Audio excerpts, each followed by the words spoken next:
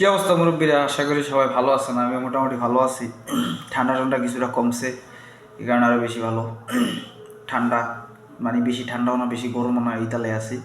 তো কথা হলো এই যে আমাদের এই আজকে কিছু কথা বলবো তামিম কাকাকে নিয়ে। তামিম কাকারে খুবই ভালো মনে করছিলাম, বা আমি খুব করতাম, তারে সম্মান করতাম যে না আমাদের এই প্লেয়ারটা খুবই ভালো। কিন্তু ইদানিং তার যে কার্যকলাপ এগুলা দেখলে মনে আজকে যে কাজটা করছে সম্পূর্ণ মানে এই পোলাপাইন মানে গ্রামের কিছু পোলাপাইন আছে না, বা গ্রামের কিছু বড় ভাই, ঠিক আছে, মানে ঠিক এরকম কাজ করছে।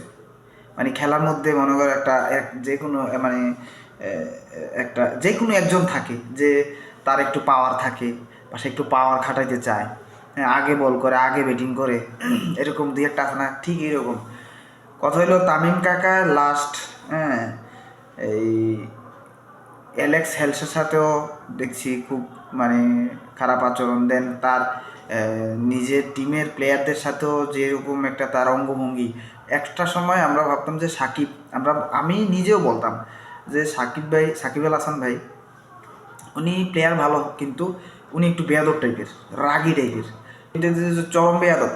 এই যে মোহাম্মদ তামিম ইকবাল আছে না, তামিম ইকবাল খান, সরি মোহাম্মদ না, তামিম ইকবাল খান, হ্যাঁ, চরম বেয়াদব। হ্যাঁ, মানে উনার যেই একটা ভাব ভঙ্গিমা, ঠিক আছে, বর্তমানে আমি দেখতেছি আর কি। আরে উনার যারা বরিশালের যে টিম ম্যানেজমেন্ট, উনাকে যে খাবার টাবার দেন এগুলো দেখেন, এটি ডেট টেট আছে, উনি হুট হাট করেছে মানে হয়ে যায়, মানে গরম হয়ে যায়, চেইতে যায়।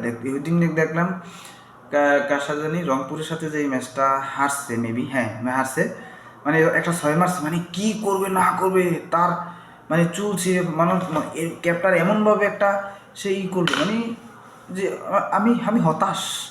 দেন আজকে সাব্বির রহমানের সাথে যে বিহেভটা করলো, আসলে কি তামিমকে কি বলবো, তামিম ইকবাল খানকে কি বলবো? হ্যাঁ, এখানে তো এই যে বিপিএল মানে হচ্ছে, আমি যতটুক এতদিন শুনে আসছি বিনোদন, বিপিএল মানে নাকি বিনোদন। আমি আমি এখন দেখতেছি বিপিএল মানে নাটক, শুরু থেকেই নাটক, ঠিক আছে, বরাবর নাটক চলতে আছে।